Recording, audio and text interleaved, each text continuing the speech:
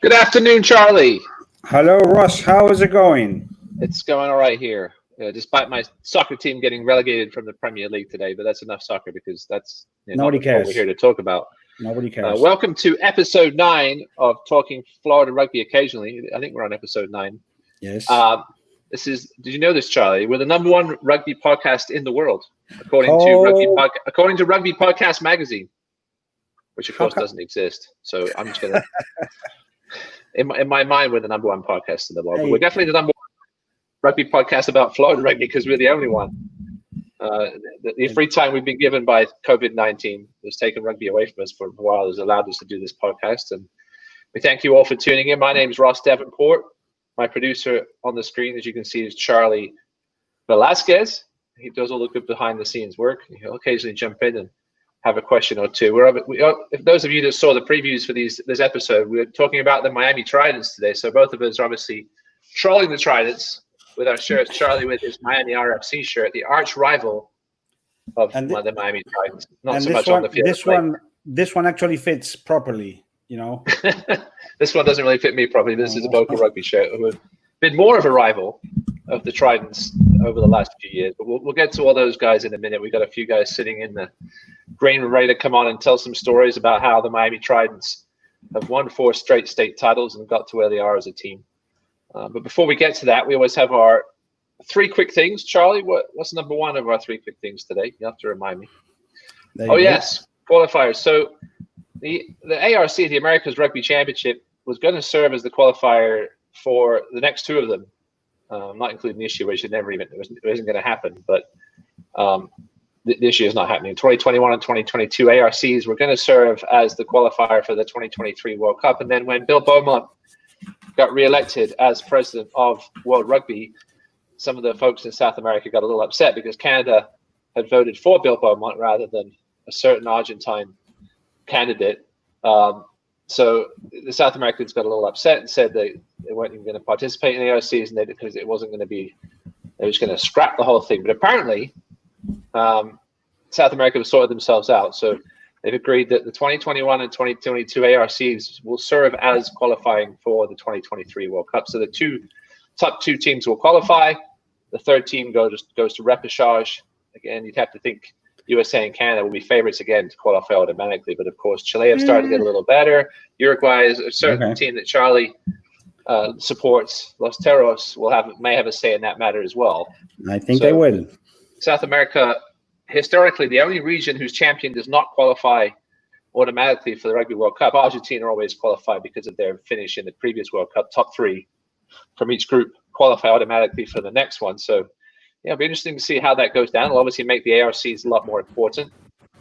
Glad to see them back next year, hopefully when we get back playing again. Uruguay almost qualified by finishing 3rd in their group at the last World Cup. They just missed out on bonus points. They finished tied with Fiji and Georgia with 4 win points, but Fiji had 3 bonus points. Georgia had 1, and Uruguay, Charlie, as you will probably remember, had 0. Right. But listen, Uruguay will get a good shot. That'll probably be the favorites to go through as well, along with USA and Canada. So it's good to see that the ARCs will continue to be an important part of the world rugby scene.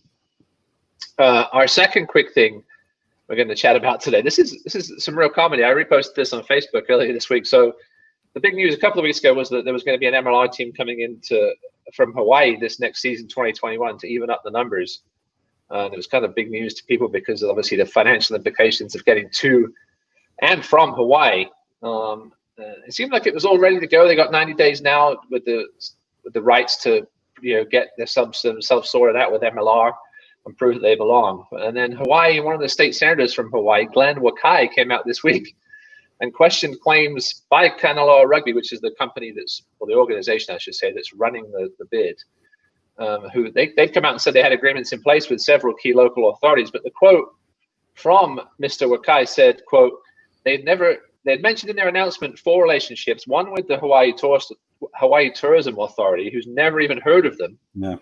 The Stadium Authority, which has never even talked to them, the University of Hawaii, which has denied them their practice facilities, and Hawaiian Airlines, they claim they had a sponsorship agreement, and they don't. So it's all a bit up in the air now exactly what's going on with Hawaii Rugby regarding MLR. We'd love to see such a rugby-loving community out there with the Polynesian folks, but do you think this is going to happen, Charlie? What are your thoughts? I don't know. That sounds like Florida stuff. That's something that I would expect from us. That's because I actually saw an interview to the lady who is, I don't know, the CEO of, and I was like, wow, this is amazing. And then I heard this about the senator, or I don't know. Yeah, I mean, listen, those of us that have been around rugby for a while, especially Florida rugby, know when something's said, it's not always going to happen. Where obviously there's rumors of an MLR team here in 2022. More than rumors, I know they've had meetings and they've scouted venues. Obviously, they're not nearly as far ahead as Hawaii are, but nobody would be surprised if a Florida MLR bid just fell apart at the last minute. Hopefully, that's not what's going to happen in Hawaii. So that just remains to be seen. Hawaii. Kanaloa hasn't made a response yet to Mr. Wakai's statement, but we'll wait and see if they do have one soon here. The third thing, which is slightly interesting, a little out of our domain here, but Fiji were basically saying this week that they claim they're on the verge of joining the Six Nations in November. Obviously, it looks like they may play in November, with obviously the COVID situation being a little more handled over there. Yeah, I know his name's Augustine Pichot. We just didn't want to mention it. So Fiji, but Six Nations have said that they may play and come over and play a new series of matches involving the Six Nations team, but not join the main competition. They may do that in November, they've said. Obviously, everybody's going to be dying for international rugby at that point. So it'd be great to see Fiji get a chance to play some big-time rugby involving the Six Nations teams. So that's our 3 quick things. Before we get to our topic of discussion this evening, the Miami Tridents, let's talk about our sponsor, who's an actual, let's say, 4. Oh.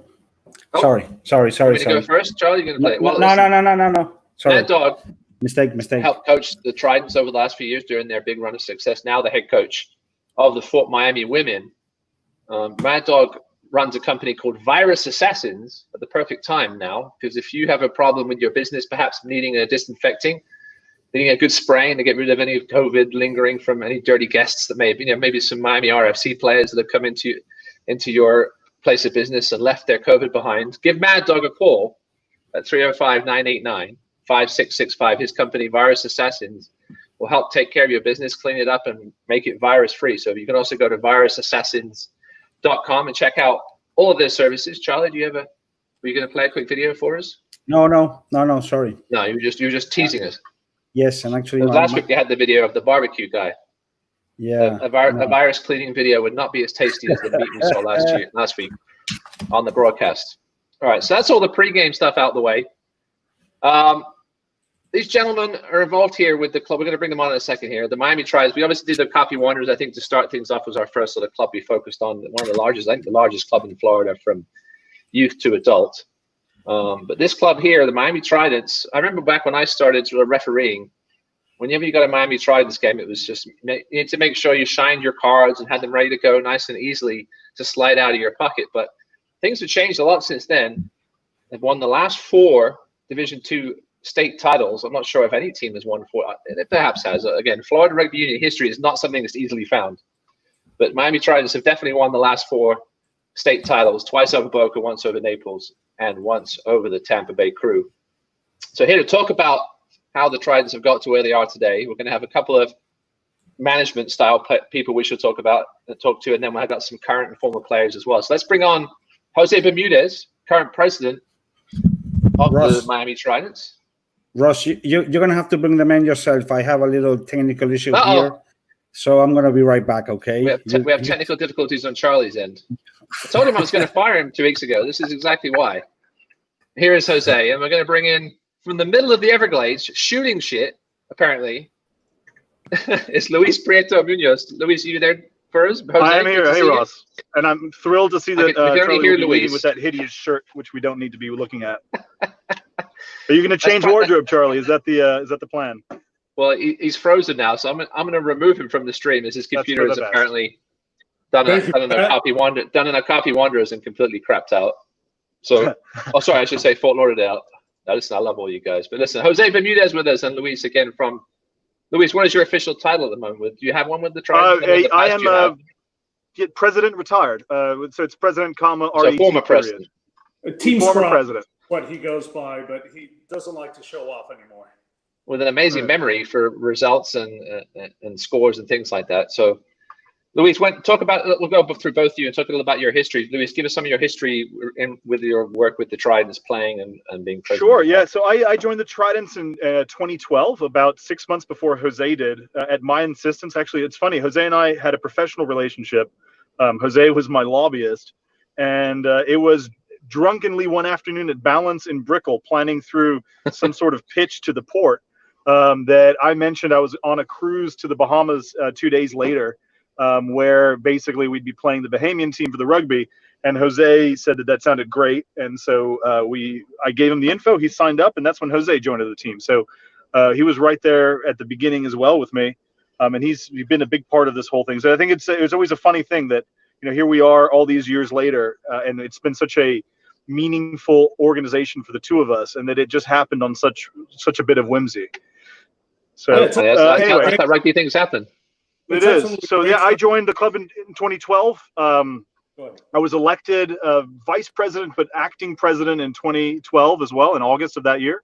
Because Brados was the president at the time, but he was really, really swamped with other stuff. So I was kind of in and out in that role up until I resigned from that to leave a bit of a vacuum, because I'd been in the spot for a few years in 2017.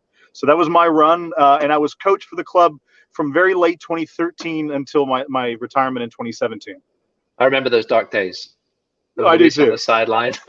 No, just kidding. Just now, in a cloud of smoke and stress. Yeah. Before we get to Jose, talk a little bit about what kind of shape the club was in when you first got there, Luis. When I first showed up, the history of the Tridents was sort of they were troublemakers and not the most successful club in South Florida by any means. So talk a little bit about how things were when you got there and how you've helped shape things as they are today. Happily. So I think it's an interesting, the timing couldn't have been better. I mean, the Tridents, I believe it was 2011. I'd have to be corrected. There was a big schism. I mean, there was a large contingent of the club that saw things differently from the club that ensued after the schism. And that group, that group, there were some issues. I don't really want to go into it. A lot of them, I think, are still current players, so I think that there's no need to kind of go into too many of these details, because it's recent enough, I think, where there still might be some barbs. But ultimately, it was sorry. I said understandable. Yeah. So I think ultimately what happened in 2011, just before my joining of the club, is there was a disagreement between the club officers, particularly Fernando Bradas, who stuck to his guns and said basically, some of the behavior that is becoming the reputation of the club is unacceptable, and he suspended a few of those players, and a group of them, in solidarity with the suspended players, left the Tridents and joined Miami Rugby. So what was always a rivalry, I think, a little bit more kindling was thrown onto that fire following that schism. So when I joined the club, which was January 2012, and the only reason I joined the Tridents, I was desperate for a rugby club. I kind of let that fall by the wayside. And in doing my research, I saw that there were two clubs in Miami, and I wasn't quite sure which one to go to. And it just so happened that Miami wasn't training the week I was looking for. It was right after the holidays, and so I just went to the Tridents, and glad it really fit me better. So when I first went out, it was a club of about, I think, 16 players. I mean, an away side generally had no subs whenever we traveled. It was a really rough and tumble bunch. It had gone through a major schism, and we'd lost a huge amount of players. And at that point, and this is a huge credit to Fernando Bradas, he really, he chose, knowing full well that it would be a very difficult time, he chose the integrity of the club rather than the potential victory. Because up until that point, the Tridents had been doing well. And following that, we went through a 2-year period where we really did struggle to get some wins on the column. But really, what we started emphasizing at that point, and I suppose we can talk about this in a little bit, so it's not just me droning on, but really it became, we really hit the social stuff hard. And I think that there was a lot of joy that came from it, a lot of people trying to just have a great time together. And because the competitive side was a little bit under the surface, but not, because we were struggling, there was this expectation where it was okay to lose a game here and there. And an organic sort of groundswell came out of that, where I think a lot of people just focused on just enjoyment of the sport rather than all the issues that come with, the expectation of competitiveness. And I think a lot of what came later has to do with that organic sense of just pleasantness and of just enjoyment of the sport. So that was a big driving force during my time, certainly during my tenure. And we, I think, always made an effort to keep that as a first and foremost. I mean, at the end of the day, and as you can see through this montage, we're all a bunch of adults who are playing a dangerous sport for no money. And so if it's not fun, there's really no point in doing it. So we really made a big effort to make sure that if you were a part of this team, it would become your everything, and that you would eat, breathe, and live not just rugby, but Tridents rugby. And I think that was achieved in a big way. And eventually the winning came once the club kind of swelled to a much larger group. And, there's a lot of reasons for that. But, I have to say, it was a very lucky time as well. It was, along with me, that initial class, there were just the right, it was like a perfect storm of characters that really created that culture. Like Chris Jewett, who should have been on this call, but I'm not sure he was able to. But he was a huge part of the Boca rivalry and why we started disliking Boca, but also why why there was that big emphasis on socializing, because that guy, terrible rugby player, great socializer.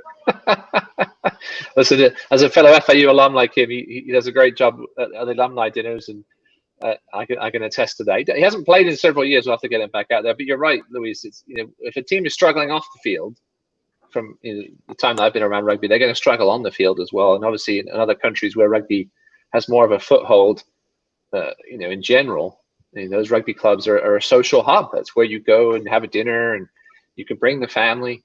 And I think that's been an important part of the Tridents turnaround. There's no doubt about it. Big time. And there's the expat side too, right? I mean, that's a great point, Ross. I mean, I think a huge part of what rugby means in Florida, it's a lot of, especially in Miami, where we are such an international city, the rugby club is what a lot of foreigners, particularly from rugby playing countries, will find as a bit of a bastion and safe haven. And we certainly benefited from that with guys like Ollie and Hein and the current French contingent, which I don't know as well. I'm sure Jose can speak to them, but this has become almost a little bit of a taste of home for all of them, and that I think has also benefited the Tridents culture as well. I think a foreign player would probably find the Tridents culturally much more similar to probably an English type of club than some of the others, just because of the the weirdness and the disgusting shots of alcohol and the nudity and all those things. Well, he needs a clubhouse now. We worked on that. Well, we tried. That totally gets me to my next question. Before we get to Jose, well, you got involved, as you said, super early on the background side of things and the officer side of things. What are some of the major challenges that you guys sort of talked about, being a rugby team? Obviously, as you said, having the foreign influence can be a positive, but what are some of the major challenges? As Miami is a very transient town with players coming and going, but what are some of the major challenges you guys face, as well as fields?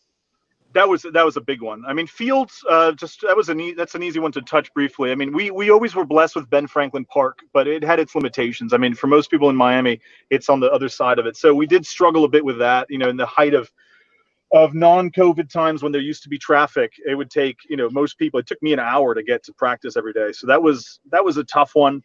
But yeah, you're right. The transient side of Miami is always the most difficult. I mean, not only because you would have players come in, but you'd also have friends come in, and you'd bond very quickly. And in short order, that person would return home or would go somewhere else or whatever it is. So that was, I mean, if you look at the cast of characters that participated in the Trident wins over the last 4 years, those rosters have changed markedly season to season. Yeah. And we benefited enormously from our recruiting, where we were just able to rely. I mean, I think one of the most amazing chapters for us was our collection of scrum halves over a brief period of time, where we really, it's such a difficult position to fill. And Yes. over a very short amount of time, we just replaced a great scrum half with a better scrum half and an even better scrum half. And so that was a pretty amazing chapter. We went from one from Cal Bears to the national scrum half for some of the Colombian sides. And then we had some French guy who never, I think, did too well in France, but he was probably one of the most incredible rugby players any of us had seen, which was Theo Buchel, who was an unbelievable rugby player and really a huge part of that 2016-2017 season. It's unbelievable how, from one to the next, they just seem to keep getting better. So there's a lot of transient issues. We struggled with that. Early on, obviously, there's a lot, even from the very onset of the club, there were very talented players on the Tridents. We struggled with numbers, but there was a fundamentally good group of players. So we did struggle very much with the, expectations of winning. And so while there was an understanding that because we had so much attrition with the club as a whole, the losses were somewhat understandable. But by the third year of that, I remember 2014, we had an incredibly good side. That was the first year that Hein was on the team. That was Ollie's second year, I believe. And we had, at that point, a New Zealand player named Kiwi Ryan, very creatively was his nickname. And Kiwi Ryan, I stand by, probably also one of the best players that you've seen. He was just an unbelievable rugby talent. And that year, we were so close in so many matches to have made it into the playoffs. But it was 1 or 2 points and just not quite enough. And It was very difficult to overcome that. That was a huge struggle, where you basically were just close enough, and to manage the expectations of those very talented players really was a very difficult chapter for us. Fortunately, the socializing was so strong that I think a lot of the club was willing to overlook the field difficulties and the difficulties with those tight games that and they stuck with it. And I think that was the big advantage that we had. Yeah, listen, only 15 players can be on the field at a time for one team, and 23 on the squad.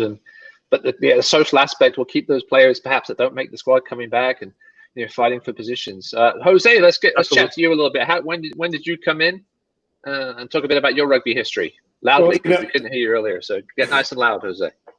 Absolutely. Thank you, Ross, for putting this together, and thank you, Charlie. Especially during these times, you make us feel like rugby's still going on. So I appreciate all you're doing. No worries. And I was coerced into rugby by Luis Prieto y Munoz. He promised me a fun-filled weekend with all you can drink, beers and alcohol in the Bahamas. So I got my start in rugby playing internationally, and that was probably quote internationally. Yes. Yeah, that's it. Listen, you can't change that. I played, my first match was international. And how many times have you told that story on the floor of the state legislature? I would say. Hey, whatever works, man.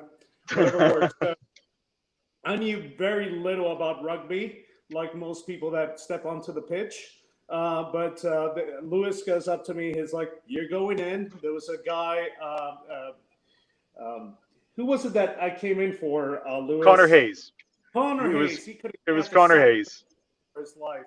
And Connor Hayes dropped about 7 consecutive passes, and they're like, "This guy that knows nothing about rugby, he'll do just fine. Just catch the ball and run straight, and you'll be all right." And after that, I just fell in love with the sport, fell in love with the camaraderie. We probably had one of the best kangaroo courts during that tour in the Bahamas. And, That's true.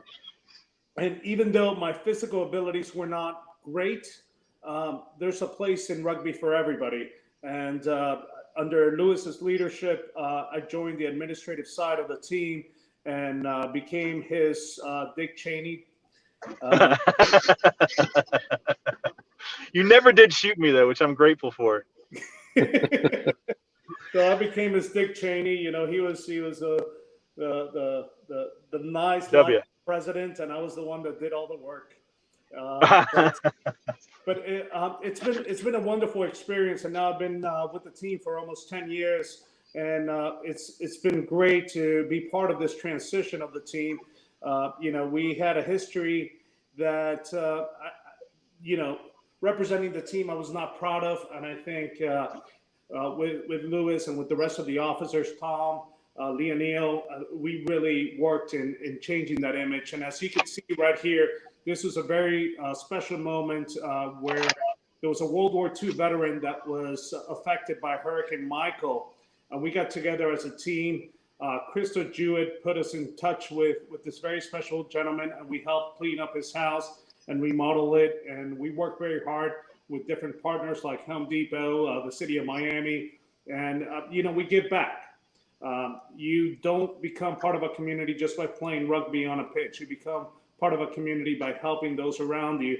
And this particular gentleman lived about a mile from our pitch, and it's very important for us to contribute. And I think that started changing the narrative of our team and what we're all about. We're not just a rugby team. We're a family, and we're also people that love this community, love the city of Miami.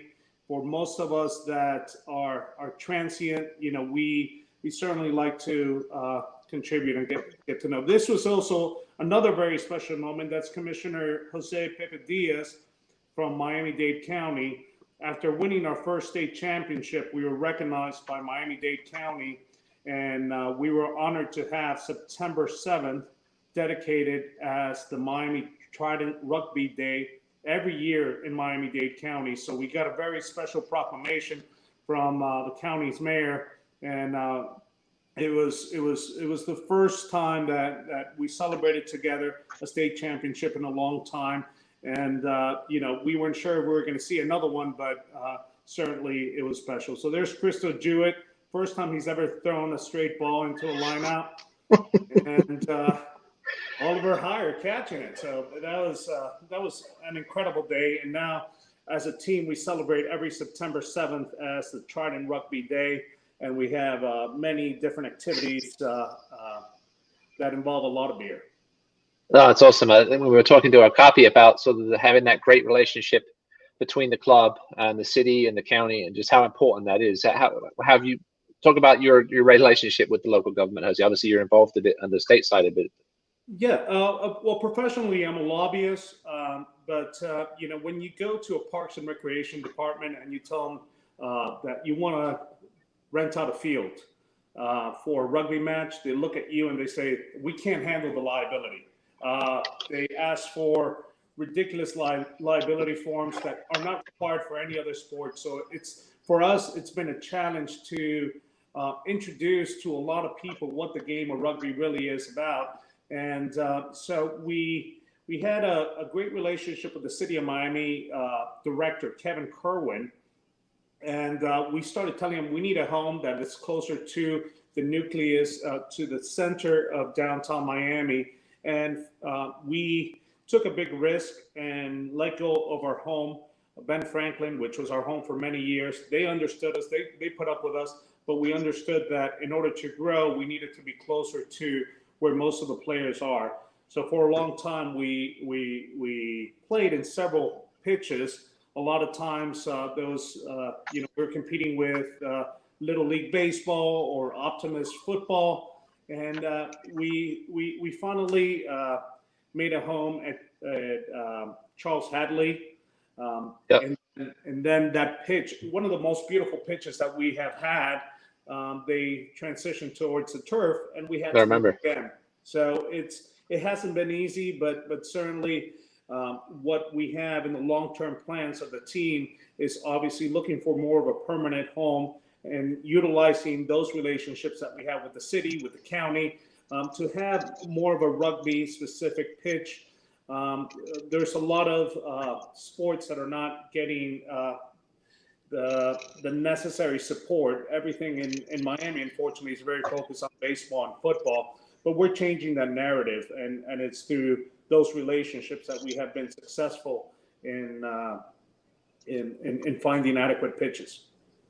Yeah, and obviously South Florida with land being at a premium. I think almost every club at some point down here has looked into getting their own facility. How close has the Tridents been over the years? Luis, you can talk about this too. And how close do you think you'll ever get a facility of your own?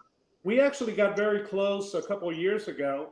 Luis and I negotiated with Miami Parking Authority and the Miami Marlins. There's a lot that is actually directly in front of the Marlins Stadium, which right. David Beckham was actually looking into putting a stadium there, and that particular field was given to us.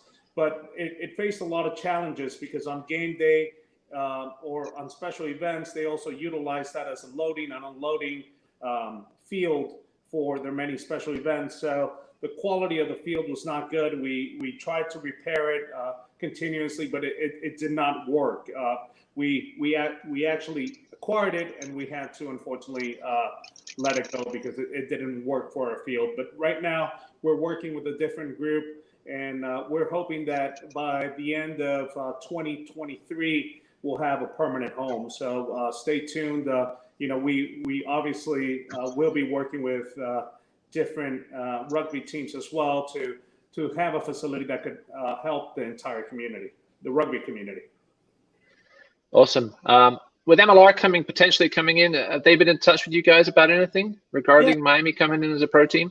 Yeah, absolutely. The MLR team, the guys from Toulon Rugby, they're absolutely wonderful guys. They have done a very good effort to communicate to all the South Florida teams, not only the men's leagues, but the women's, the youth rugby.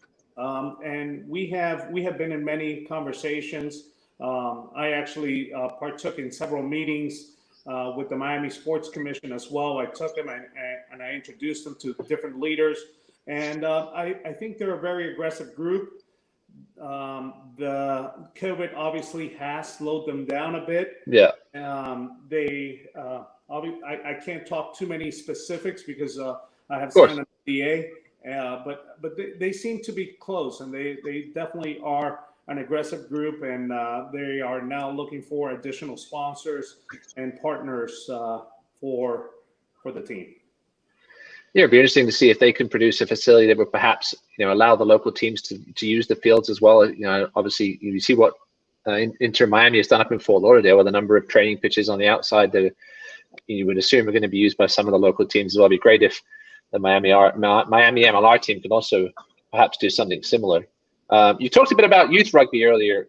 Youth rugby in Dade County, I know Miami RFC had a team, had a couple of teams for a little while.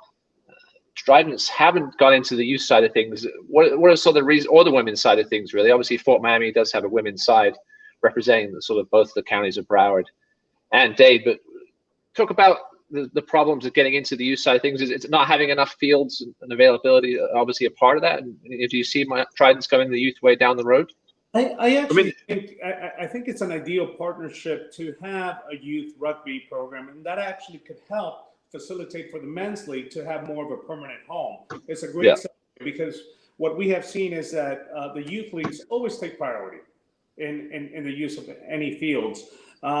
As we get older and we choose to have children, or sometimes children are forced into us, we see that there's a need to introduce our offsprings to the game of rugby. And I know there are several guys on our team that are participating with the Key Rats and Key Biscayne, and that are coaching like Bruno, like Troy, all those guys. So we definitely see that there's a transition, but I think in the last couple of years, as we are forming and focusing on the men's league, now we're finally, I feel like administratively, financially, we're in a position that we can start dedicating to other pursuits. And youth rugby is, that's the future of rugby. And what happens a lot of times, there's a fatigue between a lot of the officers after they serve their time and they disappear from the team. I know Lewis and Sean, our former presidents, have stayed very involved in the team, but I know it just happens. Sometimes they move away. So we don't have that community that could come back and dedicate to creating a youth program. You have to have dedicated coaches and dedicated training staff to be able to build that. So it's something that we're looking forward to doing in the future, because we need to get back and we need to contribute to the future of the sport. But it certainly does take a significant amount of planning.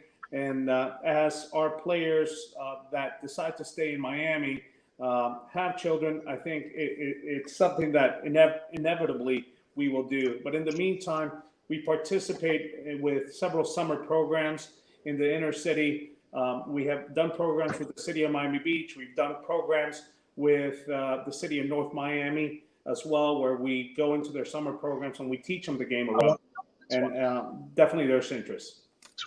Awesome. Now, final question before we bring in some of the players that have contributed to your success over the last 4 years. You mentioned the social aspect. Both of you can talk about this, but you mentioned the social aspect as being so critical. What else has the Tridents done, on the management side of things, the off the field stuff that has really helped you guys get to that next step? So I think that's where a lot of teams struggle in Florida, is with the off the field stuff. You guys have gone through presidents, but it seems that as a group, the presidents are still together and contributing. Where have you really done things right off the field, other than the social? I will say, that's a great question, Ross. I would say the foundation for us, at least during my tenure, and I'll let Jose speak to the modern times, because I'm very appreciative that this has been a dynamic thing for each group that we've had. So for me, I would say the single biggest asset that we had was our old sponsor bar, which was Fido.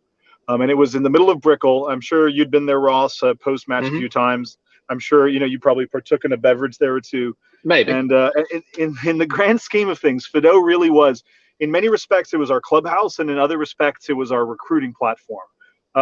Fido was the preeminent bar for most of the soccer leagues, and by extension, a lot of, especially English and Commonwealth expats. And that's where we met a huge amount of our players. For example, one of the stalwarts of all of our victories, who has been a part of the club from pretty much my beginning and is still an active and successful player, it was Philippe Reiser. We found him stumbling around drunk by Brother Jimmy's underneath Fido.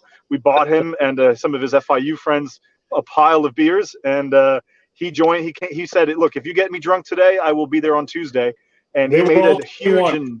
He was the only one out of the 6 FIU guys who he was with. He was the only one who came up, and he made a huge impact. Hein Erasmus, who doesn't need much of an introduction, likewise, we found him randomly watching a USA Maori All Blacks match, the one that was in Chicago.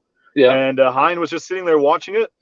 We didn't even notice Hein. We all were, more, stuck with the game. And then somebody pointed out that, what's that bald guy doing with that pretty girl? And we all looked over and were like, wow, that makes no sense. And we sent a tiny little man named Greg Gerber, who was probably still South African. We sent him over there to, he was a great guy. He moved to Minnesota. But anyway, Greg went over, sweet talked Hein. Hein came over, said, yeah, Brew, I've played rugby before. And showed up the next day. We put him in second row. And I will never forget, we were losing to Boca. We're getting creamed by Boca, actually. And Hein insisted that he was being wasted at second row, put me at 8. So we put him at 8, and everything changed. And he didn't release that 8-man spot until he stopped playing a few years ago. So it's things like that. If it weren't for Fido, I think we would have really struggled to have kind of that connection to a lot of the sporting community that generated that huge amount of players for us. And it also, I mean, that was the kind of the glue that held this ratty fabric together, because at the end of the day, having a place where you could just stumble into on a Wednesday off season and find 6 of the guys sitting around watching some sports game, or playing fives or some other made-up drinking game, getting stupid in the middle of a work week. If we didn't have that, we really wouldn't have had the framework to be as unified as we were. And it was that unity off the field that I think bred a sense of brothership and camaraderie on the field, which I think was very well reflected in the later success that the Tridents have had. And the deeper that brotherhood went, the more successful the club and the team were in the actual performance on the pitch. Awesome. Well, with that said, let's bring in. I'm going to need to drop off. Sorry, but I need to make one quick comment before I do. And that is, sorry? Go ahead. And that is, we have a very interesting thing with one of our old boys, and that's Sean Spector, who you all know. And Sean was instrumental in us bridging some of the difficulties with the FRU in the past. We went through some truly challenging times, which Sean lent his legal expertise to, which can kind of tell you how challenging those times were. Right. And Sean has been retired, but he this year is running for county court judge in Miami-Dade County. So I think it's really, for everybody who's listening who is a Miami-Dade County registered voter, you have a brother and friend in Sean Spector, so make sure that you circle in his name. And I can assure you the woman he's running against is very anti-rugby and very anti-fun. So make sure that you circle in Sean Spector for county court judge, because it would be, he deserves it. He'd be an excellent judge. And there's Sean, just not enough. Sean. I know it's Luis's accent, but Sean. That's Sean. John Spector. Approved by the Miami Tridents and Sean Spector for county court judge. Thank you, Louis. That sounds good to me. All right, well, Luis, go and shoot some stuff. I appreciate you joining us via audio. I know you're out there in the middle of nowhere, and yeah, it's great to have you, part of you on the show, and appreciate you telling the stories about how the Tridents got to where they are today. I'm thrilled to have been a part of it. Thank you. And to echo what Jose said, it's awesome that you guys are doing this and maintaining the rugby narrative during these weird times. So take care, guys. Great talking to you. And I'll try to jump back on if this wraps up early, but I need to go shoot one more round before the day ends. Talk to you all later. Cheers, Luis. Jose is going to stay with us, I think, as we bring in some of our players. Do I see Christo Jewett waiting in the green room too? Maybe we'll bring him in a little bit as well. But let's get to we've got 3 recent players, current players, former players in here as well. We've got Ollie Heyer, Miguel Pena, and I think Hein is outside somewhere. I'm not sure how his signal is. Where exactly are you, Hein? Unmute yourself. I'm going to unmute him. Hein's just smiling at us. He's not going to talk. We can't hear a word he's saying. We can't hear a word you're saying, Hein. He chose to mute himself. Yeah, that's pretty standard. We'll get to him in a second. But Miguel Pena, would you still consider yourself a current player, Miguel? You were obviously a sort of a coach and captain as well for this team over the last 2 seasons. Absolutely, yeah. First and foremost, the current player. But thank you for having us. Definitely excited to be here. Of course. Let's talk a bit about Jose while he's here and what he's meant to this club as an administrator. I mean, it's been huge. It really allows us to focus on just playing rugby. They really do focus on taking care of, and it's really eliminating a lot of stress on our part. Where there's a park, you just gotta get there, and whether I'm the coach or somebody else is there, there's a format in place, and for the players, it's really you get there, you focus on your job, and get to have fun and play rugby and get some beers after. For sure, Ollie, who's joining us all the way from Southwest England, I hear. He's been stuck there since March. Tell us a bit about your situation at the moment, Ollie. It's what the French call a complete and utter nightmare, Ross. I was on a plane on the way over to England in March, and just as I was boarding, Trump put his first decree to stop anyone travelling back. So I've been here basically with 1 bag of clothes since March, and I have no idea how I'm going to get back. So it's a bit tricky at the moment, but hopefully back soon. But in the meantime, I'm down here in Cornwall. Everyone's safe and healthy, but I'm missing all the guys back in Florida. No doubt. Talk a bit about how you obviously played some decent level rugby in England before coming to Miami. Talk about how you ended up in Miami and playing for the Tridents. Yeah, so I came to South Florida for my job. This was back in 2013. I played a bit of rugby in England, and I was looking basically for a club to join. So pretty much like anybody who's got access to the internet, I just typed in Miami Rugby, and obviously the first website that comes up is the Bumblebees. So I had a little scout through there. I was pretty impressed. It's a pretty decent website. I thought, okay, that's the club for me. So I emailed them, and then I think after I emailed them, I decided to check the league results that year. And I think it was just a bit unfortunate for those guys because I think at that time, they played 8 and they'd lost 8. So I suddenly just thought, no, I've got to look for the other club, and emailed Lionel Ruiz. And he sort of said to me, look, we'll pick you up from the airport, we'll take you to training, we'll do everything for you. So the rest was history, and I haven't really looked back. So it's been probably the most pleasure. It came right at the end of my rugby career, but it's been the most pleasurable by far. Awesome. I think we have Hein unmuted now. Hein, can you hear us from live outside, wherever you are? Hey, Ross. How's it going, guys? Sorry. I'm with the Tridents today. We are on the golf course, so good to be here. Nice to see everyone. Worst places to be. Hey, it's absolutely great seeing 3 Panthers on the screen. That's right. Obviously, you 3 have also represented the USA South Panthers. We'll get to watch that. I think Hein captained.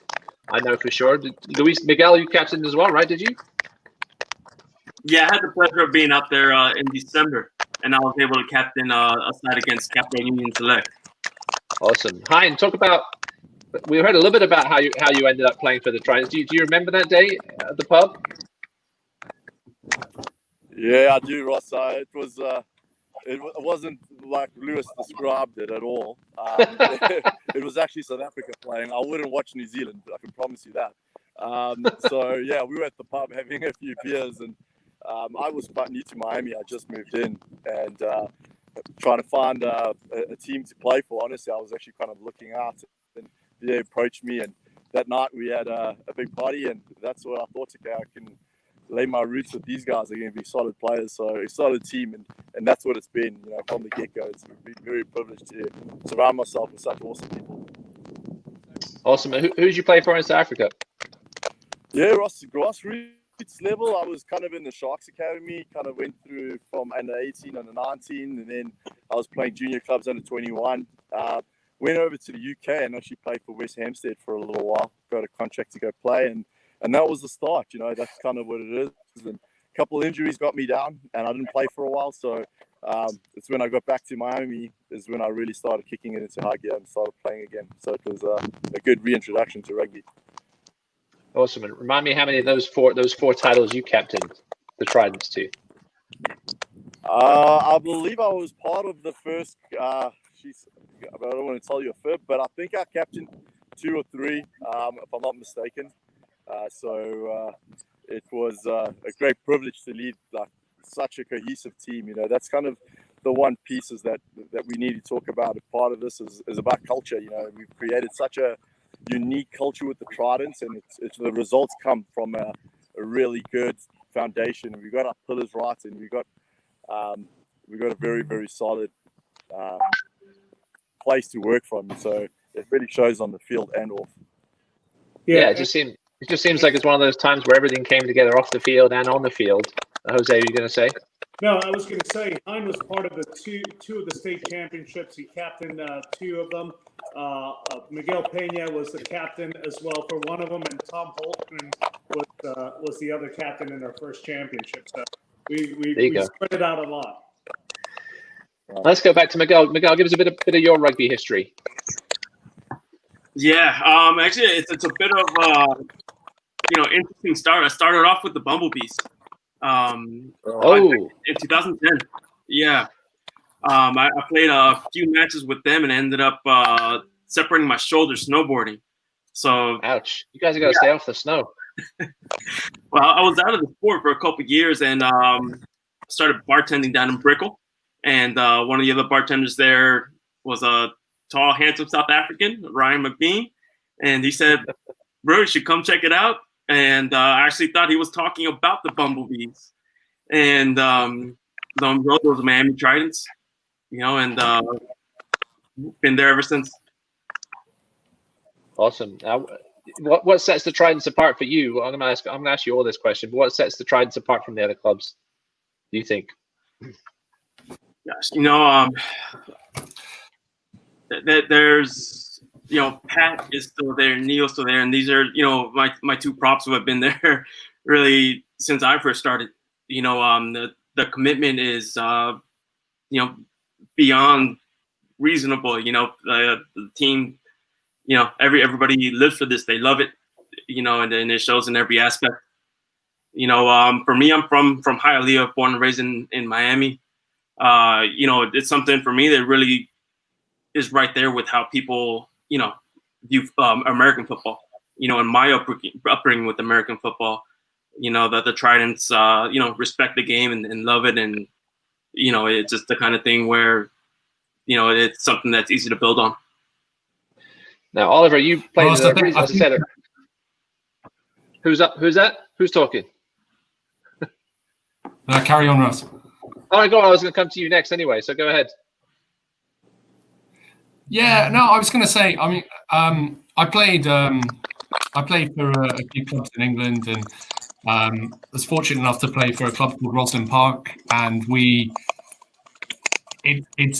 difference is huge between British rugby, UK rugby, and what we have in Florida. I mean, it goes without saying, it's almost 2 different worlds. But I think one thing that really sort of stuck out for me when I first turned up was the sort of social cohesion.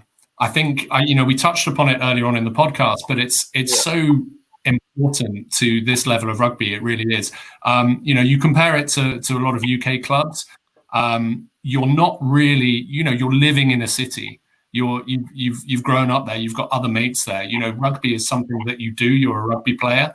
You're playing with those people. But first and foremost, you're a rugby player and you're playing at that club to play rugby. I think when I first turned up to Florida, I obviously didn't know anybody straight away, and the rugby club was everything to me. And I think that's what the Tridents is. And I think this is where we've really grasped being an expat or a transient city. It's really worked out to our favor here, because you turn up, you don't know anyone, you don't know what to do, so you go to the rugby club, and the rugby club suddenly gives you 60 mates on tap. And these guys aren't just sort of people that just have a beer with. These are people who will get your back for everything. These are people who, if you want to move a sofa halfway across the city, you'll have 10 people volunteering with trucks and ready to turn up. So I think that really, really helped. And, and that's what I've noticed really sets us apart from a lot of the other clubs where we've had this sort of successful reign, because we do everything together. We live in each other's back pockets, and it's no disrespect to the other teams, but I think as a transient community, we rely on each other a lot more than people who would just live in that city and just play rugby as a pastime. Yeah, there's no doubt about it that Miami, is a lot different than almost any other city in the United States, and you guys seem to have tapped in to what wants to bring players to play rugby for the Tridents. Hein, I'm going to let you go play golf in a second here, but Charlie, bring Hein up while he's driving in his golf car. I'm going to let you play golf. I just want to ask you one last question before we go. Talk about the rival with Boca over the last couple of years. You obviously knocked them off in 2 of the 4 state title games, and it seems to the Trident Boca games, to me, I've seen some of them. I've refed some of them. It seems to have been some of the best games we have in Florida. Talk about that rivalry and how it sort of powered you guys.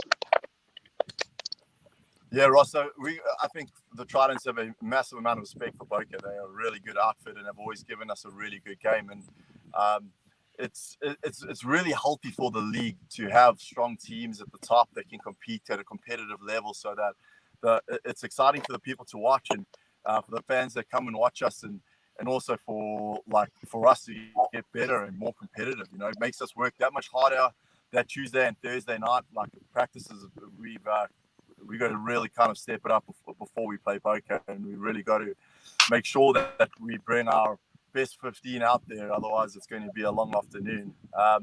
And I think Boca's just got a great structure too, and they've got a great culture. So these are the things that kind of cement the teams that are kind of consistently doing well. Is like once you've got that waxed and you've got the pillars sorted, then the rugby comes.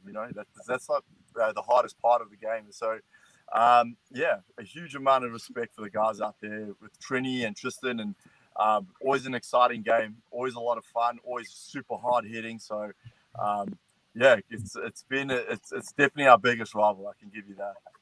Competitive. All right, before you go and shank one off somebody's house, I just want to ask you, what's next in rugby for you? I think everybody's kind of your playing career is perhaps over for now at the level that you have been playing. But what's next? I know I saw you on a video recently for Rugby ATL doing some coaching up there with their 404 developmental program. Where's Hein going to be in the rugby communities in the next year or two? Yeah, Ross, I think it's organic, right? It's just you got to follow through with it. And so I went up to Atlanta and I had the opportunity to go with the USA South Panthers.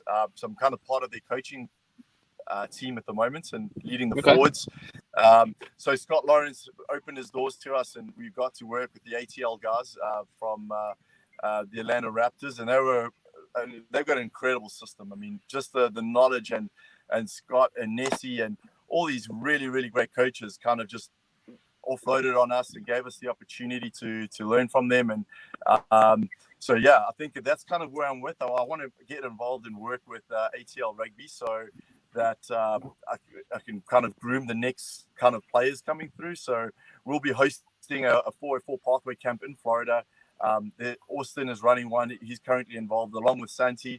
So I think that for me, I'm trying to really kind of stay in the game, and the next thing is coaching. So really enjoying it, and it's quite rewarding. Awesome. Well, it's going to be great to see. I've seen Rugby ATL. They obviously know the amount of talent down here in Florida, and they've obviously been sending out their tentacles trying to scout players and bring them up. I know we've had a former FAU guy go up there, and I know a former crew guy as well. So ATL's got a really good footprint down here already, and it's going to be interesting to see once Miami does start things up, if they do, the battle for players down here in the state of Florida. Well, Hein, go back and hit them straight. And thanks for joining us, and we'll see you on a rugby pitch soon, mate.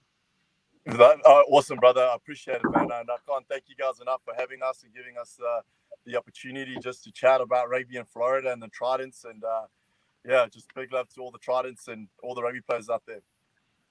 Awesome, mate. Go hit them straight. Hit the first. Keep it in the short stuff. I'm trying. See you, mate. Well, let's bring Miguel and Ollie and Jose back in here.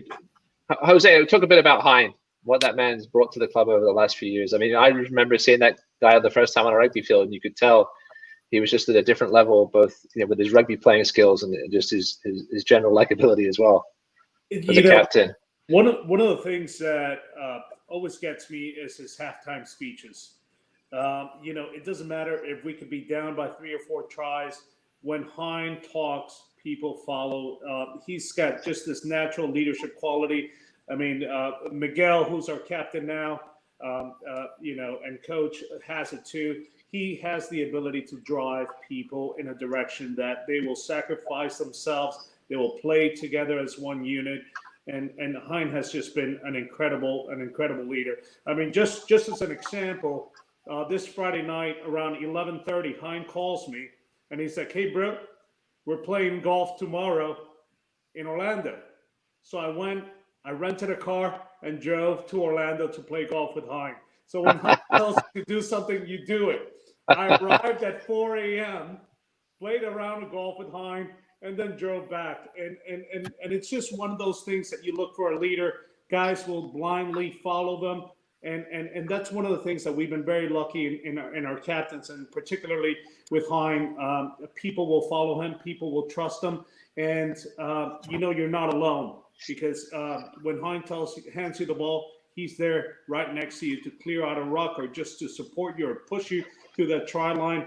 And he's just been one of the most amazing additions to this team, not only as a player, but as a supporter, as a friend, and a beautiful person. Yeah, I think he has definitely a bright future on the coaching side of things. Let's go around the group here. Jose, I wanted to ask you, what's the favorite of the state titles that you've been involved in with Miami?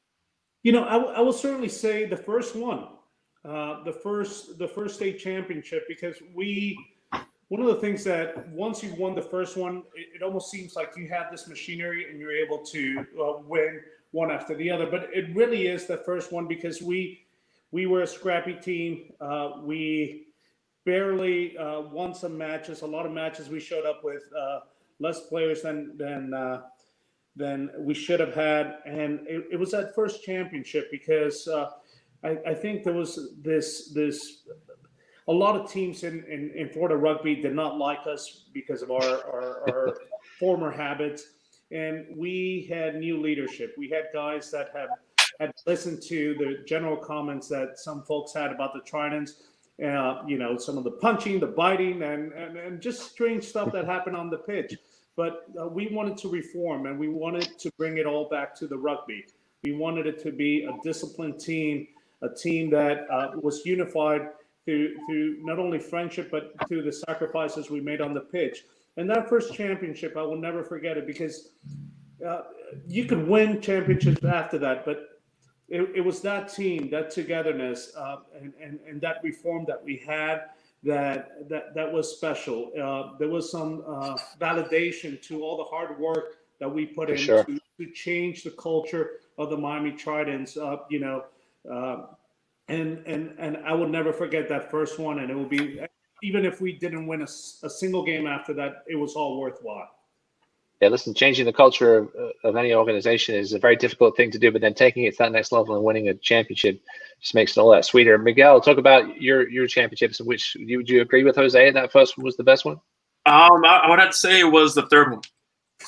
The first two we went undefeated, and that third year we had a bit of adversity. We lost a few matches. We squeaked into the playoffs, and there was a lot of questions. And it was everybody coming together and having to give, 110%. It was something where it was a true test, and the result was a testament to the club, to the culture, and the brotherhood. So definitely number 3, and that really paved the way, for setting the tone to open up the doors to do it again that 4th year. Awesome. Ollie, what are your opinions on your favorite title? I'm pretty much stuck, Ross. I'm stuck between the last one last year against Tampa, that 1-point win, mainly just because that got us through to Savannah, and that game against Old Whites, that playoff game, was the most enjoyable rugby game that I think I've ever played in my life. Absolutely loved it. I'm going to have to go with the first one with against Naples. The reason being is basically one, we worked our asses off for it. Personally, I worked my ass off for it, and we all did, and we needed that really to reward ourselves. But what it did, I think, importantly, was it just moved the club forward, and it started off what then became sort of a chain reaction, and it was that winning mentality. And with no disrespect to any of the clubs in Florida, because there are some tough players out there and some really good rugby clubs. It just started a massive cultural shift that just emanated through itself and just breathed over the next few years. So, that was the foundation for me. So I'm going to have to say this match that we're watching now against Naples. Awesome. And before I kind of wrap things up, we do have a message from someone who couldn't join us this evening. Jose graciously sent this over to us from Sean Murray, who's in Ireland dealing with some family issues at the moment. So Charlie, if you can hit play on that from the message from Sean before we head out of here. Hi, Charlie and Ross. Sean Murray here, past player and president of the Miami Tridents. I want to say thank you for all the amazing things you do for Florida rugby. The show is superb, and I'm in Ireland at the moment, so I'll tune into it later on. A few things on the Miami Tridents. I moved to Miami 10 years ago, and I think most Trident players have moved to Miami from abroad, from France, Ireland, Wales, England, South Africa, Chile, and we find a home in Miami with the Miami Tridents. The reason I think we have been so successful over the last number of years, in particular the last 4 state championships, is because the Miami Tridents is a family as much as a rugby club. Everyone is there for each other on and off the pitch. We train hard, we play hard, and we always enjoy ourselves with the other teams after all games. And I hope that the Tridents continue this long into the future. So good luck with the show tonight, and thanks again, Charlie and Ross, for all you do for Florida rugby. Good to hear from Sean over there in Ireland. Jose, talk a bit about Sean's decade with the club and what he's meant. Obviously one of the best, I think, backs I've seen play in Florida. Well, I will say I don't want to talk about Sean as a whole. I just want to talk about his leg. That leg is just amazing, and it certainly is wonderful having a president that actually steps on the pitch and is able to start games. That's certainly not something that Luis Prieto or myself could say. But Sean has been an amazing driving force. He has been. I think his boot alone has positioned us in a position where we have been able to turn around in games. And as a player, I'm just going to credit his boot. But as a leader, as a president, he has been remarkable. He certainly drove us through 2 great state championships. And he's a wonderful friend. I think one of the most memorable things that has ever happened, last year my father passed, and he passed in Orlando, and I wanted to be part of the game against Boca, and he organized a moment of silence where both teams we were playing Boca had a moment of silence, and he sent me this video and saying, "Even though you're not on the pitch, we're with you, brother." And it was absolutely one of the most wonderful rugby experiences, not only for our team, but to see the other opposing team line up on the pitch and support during troubling times. And that's the type of person Sean Murray is. And I will never forget that. And I really appreciate you putting that video together, because he has been such an important part of this team, and he's a brother. And I think that's what makes this team so wonderful. So that's Sean. I appreciate the kind words about us and Sean there. Now, Miguel, Ollie, any final words about your time with the Tridents? Holly, hopefully we get you back here soon. But any final words about just the time and this in the club in general? Go ahead, Miguel. First. Yeah, I mean, I think for me the real sort of standout positive over the last few years, and I've been really lucky to play in Florida. I've absolutely loved my time here. But I think the thing that really stands out for me is the amount of dedication that people put into it, and that drives it forward. So, playing in England, you're used to this sort of superstructure of the RFU just doing everything, and it's almost like a faceless sort of structure that everybody's just out there for you, and you're always going to play rugby. But we take that for granted, and I think moving to Florida, it made me realize that it's at the end of the day, it's people like you guys. It's people like Charlie who put the videos up there, who have the websites. It's so important that it binds Florida rugby together, and it's and that's why I'm sort of grateful to be on a platform like this, because I want to make it clear how much it means to the players. Things like the Sideline Whisperer.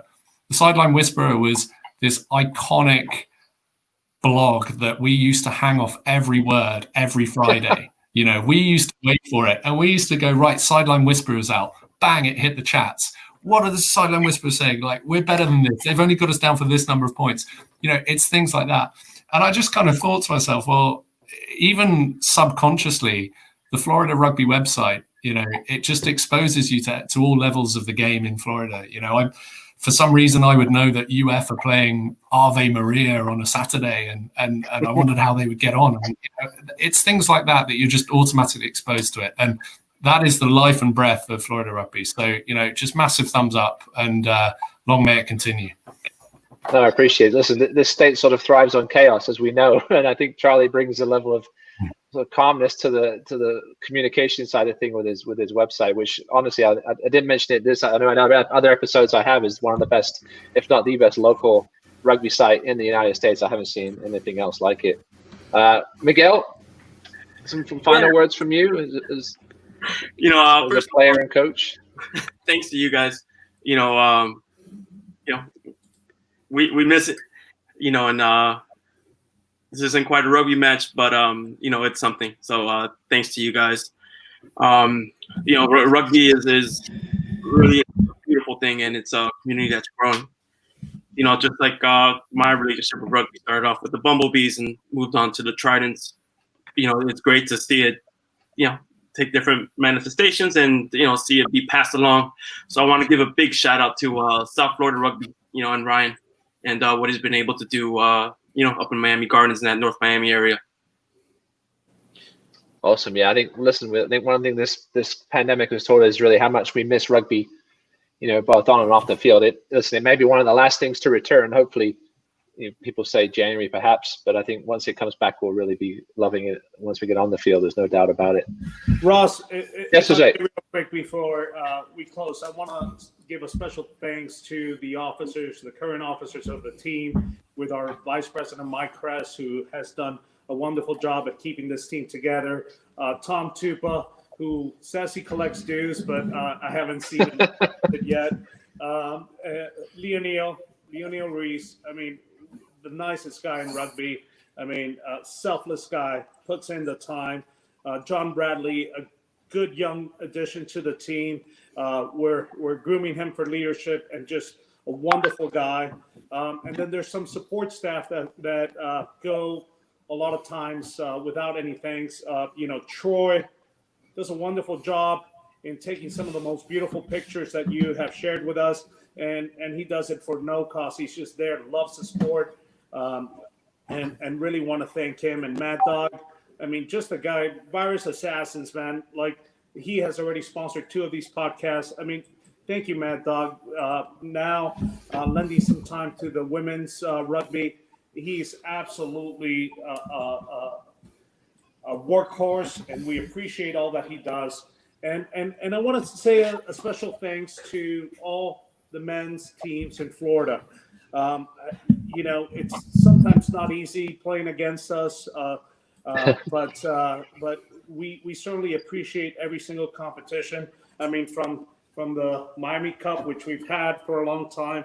I don't know what this thing, Miami Bumblebees, come give us a match. Maybe we'll return it. But I really want to thank every team in Florida. I know, for instance, Fort Lauderdale, this year they had a tough time getting enough guys onto the pitch. And we were at a point that we were adding up the points. And if Fort Lauderdale forfeited, we may have had a different situation in the playoffs this year. And they came up, we called them, and they gave us a match. To Key West, who gave us our first friendly. We're here to contribute to the Florida community, to the Florida rugby community. We appreciate all the teams. We appreciate the socials. We appreciate the camaraderie. We thank Rugby, who gives us always a nice friendly at the beginning of the season. We're here to work together to promote the sport. And I really love the new officers in Florida Rugby Union. They are working hard in promoting the sport and working together. They're reaching out to ensure that there's communication among all the teams, whether it be the youth leagues, the women's leagues, and the men's leagues. They're doing a fabulous, fabulous job. And I really wanted to commend the rugby community. This is going to be a tough year. And, I really hope that we all work together to continue to promote the sport, to continue to promote friendly games and exhibition games, hopefully organize some more additional international matches and some friendly matches and welcoming clubs from all over the world, because I think that's the only way we're all going to win. And I want to thank you, Ross and Charlie, for keeping us talking about rugby during these difficult times. Yeah, listen, anything we can do to help. Awesome words there from Jose, and I will agree. Thank our sponsor again, Mad Dog, virusassassins.com. Again, if you need your business sorted out COVID-wise, disinfected, go on to virusassassins.com, or they call him at 305-989-5665. Well, I hope everybody that's tuned in this evening will have learned a little bit about how the Tridents have got where they are today with 4 state titles under their belt from where they were a decade or so ago. I see Christo Jewett hiding out in the green room. I don't know if he's muted at the moment. We'll see if he has any words to say finally, or if he's just sort of lingering in the background. Maybe this is the only way he can tune in. I think Christo has the results. The chats have been raging with the voting session going on for sexiest Trident alive, and I think Christo's delivering the results. There's those mentioned in the comments. Sean Spector for judge. There he is. Sir Jewett, hi. Unmuted. Christo, give us your thoughts on this episode and the Trident. I like the hat, obviously, representing the Owls as always. Christo, what are your thoughts on the last 4 years of the success of this team? Not that you've been involved on the pitch much in those 4 years, but off the field, yeah. Off the field. I just to kind of sum up everybody from Lewis to Miguel to everybody who just joined in right now in the conversation, spot on with what they said. I feel like my portion of the history with the Tridents is not so much of the championship, but so much of the rebuilding. Considering that if you just like a quick history at Florida Rugby, at one point, we were invited to go to the Final Four for playoffs because a team dropped out, because everybody was just hurting in numbers. And this is just like a Florida rebuilding phase. So the Tridents couldn't make playoffs to save our lives. And the year that we get invited to go for free because someone dropped out, we couldn't even get enough guys together to go. Yeah, that's me. That's me hooking a ball. But I guess to me, the Tridents mean a lot more. It wasn't so much the championships. It was, I guess, the bumps along the way to get the championships. Because once the machine was rolling, I give credit to the coaches, the management, all the guys who put in the effort. But it was the guys, I think, who maintained the core circle and then brought in guys like Miguel, who joined the club, and great pickups like Ollie and Hine and stuff like that. So I think it was the culture, and then you kept it going. You kept the good times rolling, and then eventually, we came together as a family. No matter what, we win hard, we lose hard, we play hard. It's on and off the field. Hey, I think Crystal took in the "we're family" a little too literal because Miguel Peña now is officially family. For those of you that don't know, he did marry Miguel's sister.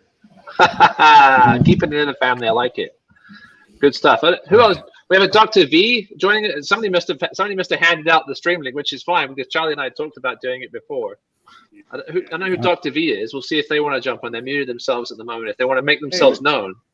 Dr. V is my wife, Vanessa. And does Vanessa have some thoughts for us on the success of the Tridents? She's her husband and the brother. She's going to keep quiet. Okay. But no, I don't think she's going to chime in. No, she was more of a spectator. Hey guys, you guys need to send me one of your shirts so when we have the bumblebees, I can wear yours. Okay. Fair enough. We'll give you a top hat if you want one as well. Listen, I want to give also a shout out to Philippe Reiser, a Hall of Famer that we tried to retire, and apparently he's been working out to come back into the pitch. Oh, boy. Hopefully he'll come back. I don't know. We'll see. We got time for a Connie your stats shout out. Oh. Well, yeah. Listen, I can't. I said this to Charlie before. Actually, he asked me. You think of the Tridents, especially over the last, I don't know how long they've been playing for the Tridents, but the two Bulgarides twins, who, those of you that have been around Florida rugby, the two English Greek-American twins with the long curly hair. Hey. Who's that there? That's Stavros. That's Stavros, live on the phone. Now, my dad also asked me, are you going to have the twins on? And I said, listen, as much as I love the twins, I've heard just too many stories of the Florida chaos that these two have caused around the state from corner to all four corners. I said, I'm not sure if I want them on my podcast, but I'm always willing to listen to stories. So let's go around the room here with it. Who can give me their most PG-13, bear in mind here, ridiculous twin stories? Ollie's got his hand up, so Ollie's going to go first as he put his hand up nicely as the Englishman that he is. So I got one. So these two guys, hilarious friends. But now listen, a lot of them I can't really say on air. They're not PG-13. I'm going to take one though that just really weirded me out and sums them up perfectly. We went to watch the Foo Fighters play with a fellow sort of 30,000 people in West Palm Beach. We had a few beers. It was a good gig. We were standing at the back, and I'd actually traveled up with the twins, so I obviously needed them to get back. And at the end of the gig, I looked to my left, and Stav had just disappeared. He just completely disappeared. And I looked down, just saw perfectly next to me these two slides. So his shoes were there, but the guy was just nowhere to be seen. And I thought, what do I do? People are dispersing. And I thought it was like something out of The Wizard of Oz. The shoes were there, but the man wasn't there. So I needed the guy to come back. So I sort of waited around for a bit. And he was like a homing pigeon. I don't know whether he's got some GPS tracker to his slides, but about 10 minutes later, this barefooted twin just came marching through the clouds and just, without a word, just slipped back into his shoes. It was like, right, let's go. Unbelievable. These sorts of stories, everybody's got 12, 15, 20 of these stories that they could just reel out. So, I think that's time for a whole new different podcast. But great people, and they're the reason why. I'll add them to the list. Who wants to go next? I've got one for you. One time during a beer foot about 4 years ago, they spent the entire bar crawl social where you go. It was like legendary. You go bar to bar and you collect a card. They spent the whole time on shrooms in one bar, staring at a ceiling fan for 4 hours. They never left the bar. The bartender said they've been sitting in the same corner, staring at a ceiling fan for 4 hours. Also, one of the first times I played with them, I watched them when they were both playing on the same team, or on the same side actually. They were running a switch. They're notorious for cheeky play, and I think Stav goes down and Connie, and next thing you know, they hop up. Referee doesn't know who's who. Points at Stavros, tells him, "You got a yellow card. You're off." It was clearly Connie. They both didn't say a word, and they just have this like instinct to just know that it's just like, sometimes they'll take the win, sometimes you'll take the win. it's all okay. But they definitely switch in and out of yellow cards. I've seen that twice. Miguel? And I want to give Connie a shout out for the best heckle that I've ever heard on the side of a rugby pitch. So this was down in Key West for a social that we were playing, and one of our guys was just about to be subbed. And just out came this, "Thor, warm up! You're coming off," and it was just beautiful. And it just stayed on the sideline. You know, the Tridents are hecklers. Let me tell you, we're the sidelines just that 16th man out there. You know. I remember I think it was my first surfing sevens that I almost had to kick you guys out of the park because you were creating such a ruckus on the one side. Well, actually, that was Neptune, I should say. It wasn't Trident. Miguel? That was us. Neptune was us. Yes. Yeah. One in the same. You changed your name for a good reason. Man, you know what? When it comes to Connie and Stab, they're always ready to play. You know, and this isn't funny. This is serious. I mean, even this year they can play 40 minutes. You know, on the first side, you know, so whether it's the offloads, whether it's a tackle, I mean, they are about it, and you know, hats off to them. You know, they're always ready to go, and they're always, you know, you can run out of the match. Especially with the B-side stuff, you're looking for that 13th and 14th player, and there they are. They always jump on They're there. always ready. Jose, any stories of these two wild men? Not many. Tell us. Not many. I see Luis has jumped back on too, but go ahead, Jose. I will tell you, there's been many times that I could be at a bar with a girl, and they just attack them. They zoom right into whatever girl you're with, and you know that you could just walk away from it, and they'll still be having that girl's attention. And there was one particular time at Fidel that I left the girl that I was with one of the twins. I don't know which one. I can't tell them apart, but 30 minutes into it, she goes, "I don't know, but like, I think I might just go with him." And they just have this ability to hypnotize people with their conversations, and they're just amazing guys, and I love them to death. Luis, I see you just rejoined us. As the wordsmith that you are, I'm sure you may have some Stav and Connie stories to relay to us. Yeah, it was able to jump back in, and I'm driving now, so let me know if there's any issue with my line. But no, you're good. You know, I think the most compelling thing about the Twins is, you know, obviously there's a massive catalog of Twin stories, top to bottom, and they're all memorable and for the most part bizarre in their own right. But I think one of the most interesting things for me about the Twins is just their day-to-day sense of being. They're some of the most unique people I think you'd meet. And I'll give you an example. If you were to pack a cooler of beer in front of them, 100% guaranteed they will unpack it completely and replace every beer in a different way and place the ice in a different way. And they both do it the exact same way in perfect sequence. And it's just one of those things that you've seen it a million times and you don't even notice. But it was they're just so incredibly unique. And I think that there's probably no better face of Florida rugby than the Bulgarides twins. There's no doubt about it. I mean, you think those of us that have been here for a while, you think Tridents, you think of those two guys almost immediately for good reasons or bad. But listen, gentlemen, I really appreciate you taking the time to join us. We're approaching an hour and a half here. It's been an awesome episode. Again, I hope that those of you that have tuned in, have learned a bit about the Miami Tridents and what's got them to where they are today as four-time defending state champions. Don't forget, you can listen to this podcast audio as well on any podcast platform, Spotify, Apple Podcasts, and obviously the replay will always be up at rugbyfl.com/TFRO. Well, gentlemen, hope to see you out on the rugby pitch soon, hopefully sooner than January. Hopefully these numbers keep going down, and wear your mask, everybody, especially down there in the 305. Charlie, great job as always, and we'll see you next week with, I think we'll have some referees, some former referees, some men will go on the whistle side of things, back to the whistle side of things next week on TFRO. So, gents, thanks a lot and cheers. Bring Gavin Curtis back. Maybe we will next week. We'll see. I'm not bringing him back in person. He's on the other corner of the country for a reason, Krista. Yeah, Shipped him out there. That's smart. I agree with that, Ross. Good call. Thank you, boys. Appreciate it, guys. Good luck getting back. Ross. Ollie. Bye, Charlie. Bye. Bye. Thank you.